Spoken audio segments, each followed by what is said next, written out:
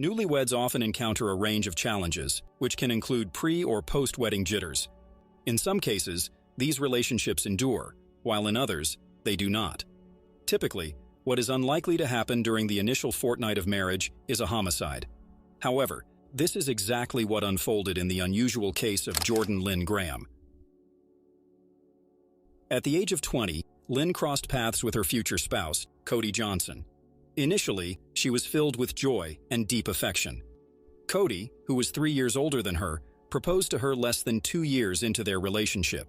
Linn accepted the proposal with joy, but her excitement gradually waned as the wedding approached. Merely a day after their marriage, Linn shared her profound uncertainties with a friend through text messages.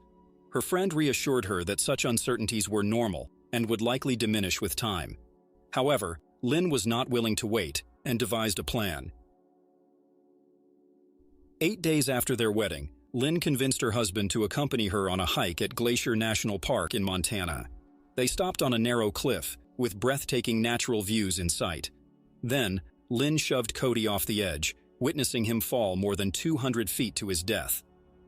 At first, Linn attempted to hide the murder by sending a fake email. She made a false account and sent herself a message claiming that Cody had died during a hike. The email was falsely signed by an imaginary friend. When investigators realized that this supposed friend didn't exist, they pressured Linn for the truth.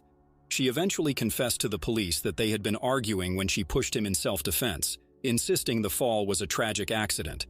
She entered a plea of not guilty in court. The highly publicized murder trial was in a precarious state, as Linn's legal team argued that the case was predominantly circumstantial. Surprisingly, Linn, burdened with guilt, halted the trial before a verdict was reached. Despite having a decent chance of being found not guilty, she unexpectedly chose to plead guilty. In a surprising courtroom admission, Linn stated that it was a reckless act and that she simply pushed Cody.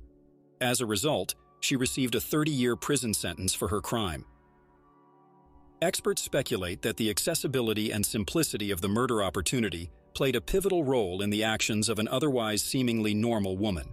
A quick shove involves a lower moral threshold than a shooting or beating, but in the end, the outcome remains the same: Cody Johnson's death.